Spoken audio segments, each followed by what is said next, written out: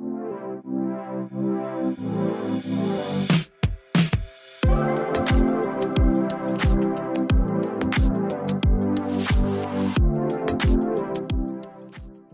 à toutes et à tous, bienvenue à cette dernière journée de Veolia à Vivatech. Alors comme nous ne pouvons pas vous retrouver encore physiquement, Veolia vous propose une série de 8 émissions consacrées à ces innovations, mais plus largement aux réponses que nous pouvons apporter aux grands défis de la planète. Mais plutôt que de répéter des buzzwords ou faire des annonces extravagantes, nous allons tenter d'identifier et de comprendre les solutions technologiques concrètes développées par Veolia. Et ce matin, nous allons parler d'un des plus grands défis qui se présentent à nous, comment nourrir les bientôt 9 milliards d'êtres humains de manière durable et responsable. Et là aussi, il ne suffit pas d'invoquer le développement durable pour régler nos problèmes, l'équation est beaucoup plus complexe, il nous faut garantir la sécurité alimentaire de la population avec des productions moins énergivores, moins extractives et plus justes. Et la solution, eh bien, c'est peut-être d'appliquer un mantra individuel à l'échelle de l'industrie agroalimentaire. Et ce mantra, vous le connaissez peut-être, il s'agit des 3 R, celui de réduire, réutiliser et recycler. Alors, avec nos bouteilles de plastique individuelles, ça paraît presque facile. La question, c'est comment transposer cela à toute une industrie et à une industrie complexe. Et c'est le directeur de Veolia Technologies et Contracting, Jean-François Nogrette, qui va nous aider à y répondre. Bonjour Jean-François. Bonjour. Dans ces émissions, nous avons à cœur de dépasser les incantations technologiques pour vraiment trouver les solutions aux problèmes complexes qui se posent à nous. Et évidemment, la question de l'alimentation mondiale est beaucoup plus difficile que je viens de la résumer. Comment est-ce que vous l'approchez chez Veolia et au fond, pourquoi est-ce que vous la considérez? Enfin, quel est votre lien avec cette question? Depuis de nombreuses années, on travaille avec le monde agricole et principalement l'agriculteur. Donc c'est l'exploitant qui est notre client parce qu'on lui fournit du compost et des engrais organiques qu'on produit et qu'on fabrique à partir de biodéchets et de coproduits de l'agroalimentaire. Et ce paysan, tous les jours, a un défi face à lui, où qu'il soit dans le monde. Il faut produire plus d'aliments pour plus de personnes, avec moins de sol, moins d'eau et moins d'énergie fossile. Donc tout naturellement, on souhaite accompagner nos clients face à ce défi immense. Défi évidemment immense. Alors, je pointais la possibilité d'utiliser ces 3 R. Je voudrais les décliner avec vous pour que nous puissions voir là où Veolia peut aider à passer à l'échelle industrielle d'une certaine manière. Alors, la première chose, c'est donc la réduction notamment des déchets. Comment est-ce que vous l'appliquez à l'échelle de l'industrie agroalimentaire?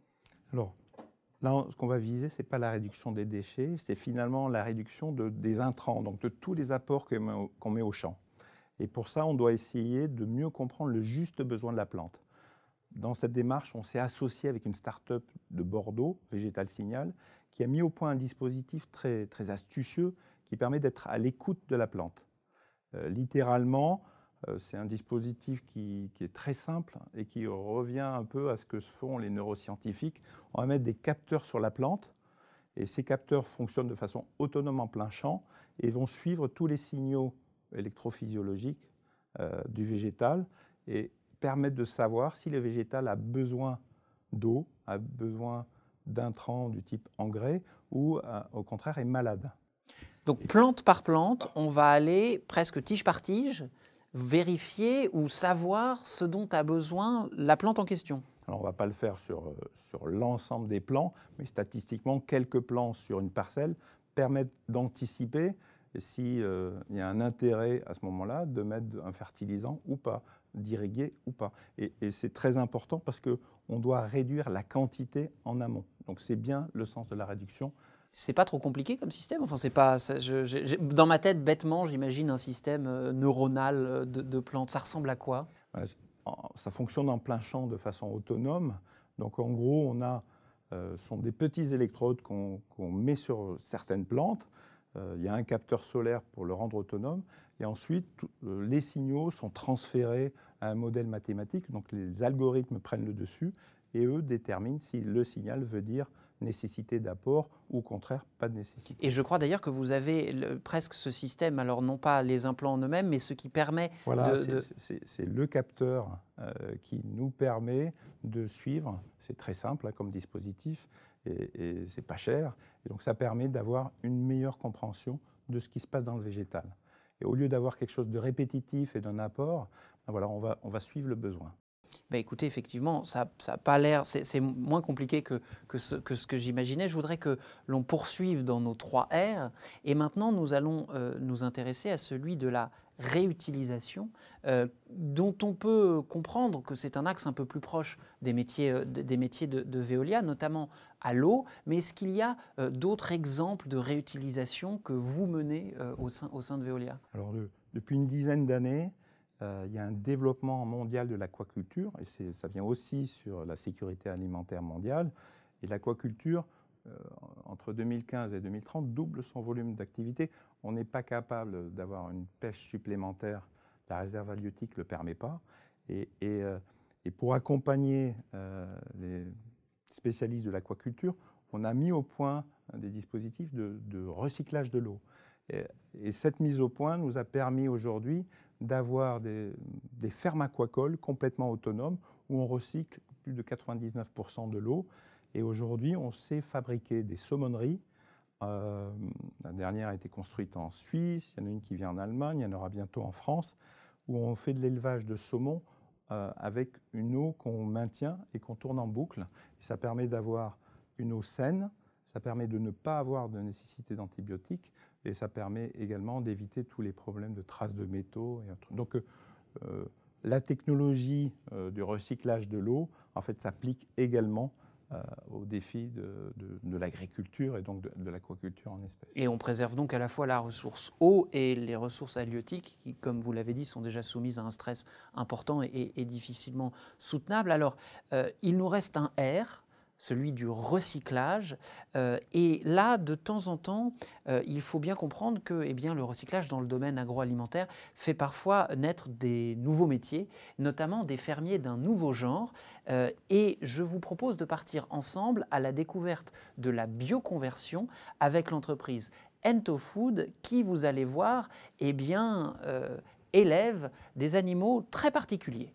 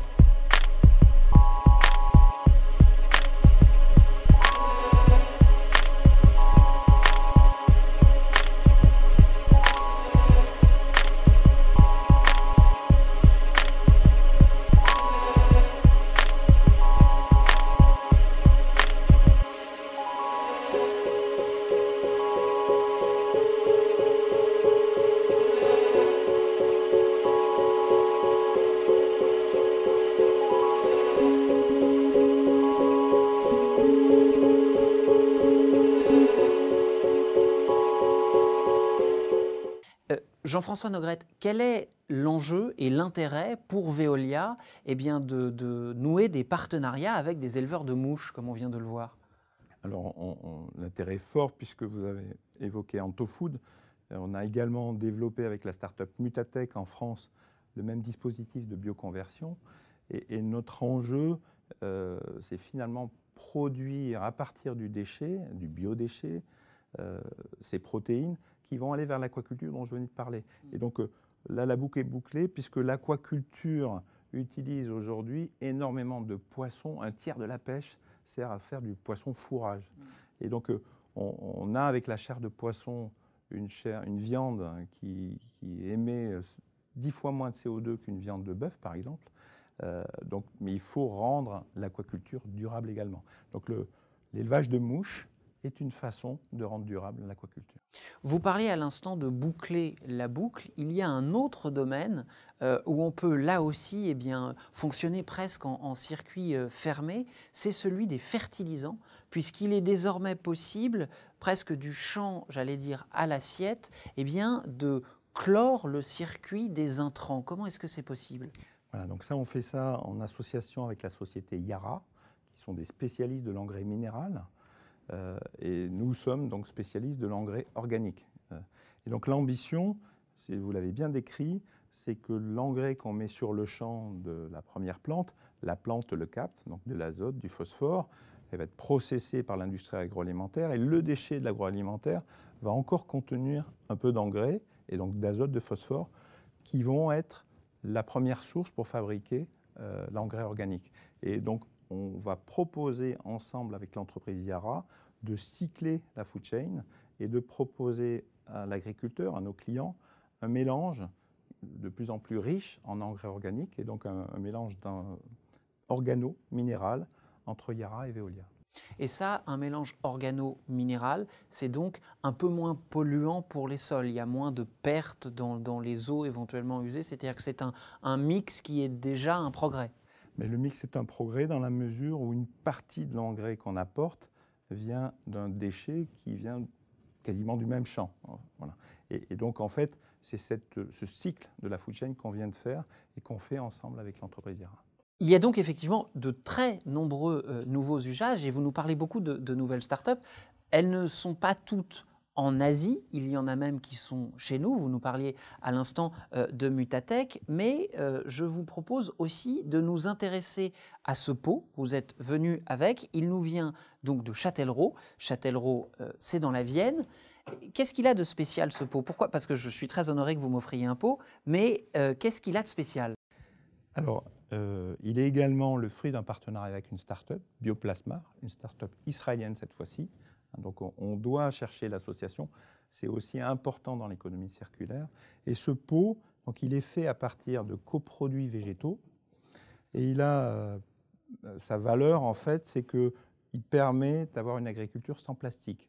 On utilise ce pot pour des plants, le plant va être élevé en pépinière et quand on va le mettre dans le sol, le pot contient déjà l'azote, le phosphore nécessaire à la croissance du plant et il va se dissoudre puisque c'est déjà du végétal. Donc en gros, on a mis au point, on a industrialisé la recette de cette start-up Bioplasmar sur le site de Châtellerault. C'est une histoire intéressante puisque on a repris un site où il y avait eu malheureusement un incendie, ça devenait une friche industrielle. On a réinvesti cette friche. Aujourd'hui, les anciens salariés de cette ancienne société produisent 30 millions de pots. Eh bien oui, puisque après tout, la transition écologique est forcément aussi une transition sociale. Merci beaucoup, Monsieur Nogret. Merci à vous. Il y a donc de nombreuses nouveautés dans le monde de l'agroalimentaire, aussi bien pour produire que pour réemployer de la matière. Simplement, peut-être que vous, consommateurs et consommatrices, vous êtes un peu déconcertés là-dedans. Et peut-être qu'il est nécessaire, pour que vous ayez pleinement confiance dans ce que vous achetez, de pouvoir suivre la manière dont vos produits sont préparés, dont ils sont réemployés. Et pour cela, il y a un outil, c'est celui de la traçabilité. C'est en tout cas le pari qu'a fait Connecting Food, une solution qui permet aux consommateurs et aux clients de savoir très précisément ce qu'il y a dans les produits. Et pour savoir comment ça marche et comment recréer de la confiance, j'accueille à présent la fondatrice, cofondatrice d'ailleurs, et CEO de Connecting Food, Ms. Maxine Roper. Thank you very much for being with us today. Could you just explain to us really what's this concept of third-party transparency and how it's the core system of your product? Yeah, so I worked for over 20 years in the agri-food industry, so working with all different actors along the supply chain, right to the end consumer. And it's during that time with the other co-founder, who's Stefano Volpi, where we saw that the consumer trust in food products is really eroding. But there's this opportunity to bring a window of transparency into the supply chain by tracing and auditing food products as they're moving along the supply chain to make sure that they're really in line with the promises that are made on the end pack, in the end product that the consumer actually buys. So that means you're working both for the consumers and the producer as well. So there's something on the client side as well. Yes. And does that entail for them a bit more work? Do they get into a process? How does that work on this client side? Well, that's the whole beauty of the whole system, is that all this information already exists, and we take it in its existing format and we digitize it, and then we apply digital auditing to make sure it's compliant, and then we record it on the blockchain. So there's no extra work for a producer, a farmer, because they've got enough work as it is to produce that food. We're actually taking the information that's existing in its existing format, and that's creating value also for the different actors along the supply chain. I really see the value as a consumer of your solution, which is knowing what I'm buying. But it's more than that, right? It does play into this bigger trend of sustainable development and social responsibility. What's your value in that field? In fact, there's several ways, because of the fact that we're digitally auditing every single food product as it goes through the supply chain. It's in real time. So if there's a problem, if it's non-compliant, that problem can be dealt with immediately, which saves a lot of food waste, because currently those problems are often detected once the food is already in store, which means you have to recall it, which is creating a huge amount of waste. But there's also other ways. There's also the fact that we're measuring sustainability efforts of different actors along the supply chain. So that encourages progress going into more sustainable food. And the third way is we're also using the blockchain to be able to show how much a farmer, for example, is earning. So in terms of equal pay and remuneration, and redistributing that value along the supply chain, including farmers as well as the branded manufacturers that are putting it on the shelf. Dans cette optique-là, eh bien évidemment, le premier maillon peut-être, eh bien c'est vous. C'est la manière dont vous pouvez penser à réduire, réemployer, recycler. Là aussi, ce sont des clés indispensables pour créer un futur qui soit plus souhaitable, plus durable. Et ce futur plus souhaitable et plus durable, eh bien c'est justement l'objet de l'émission de cet après-midi. Je vous donne donc rendez-vous dans quelques instants pour découvrir la part de Centaure qui est en vous.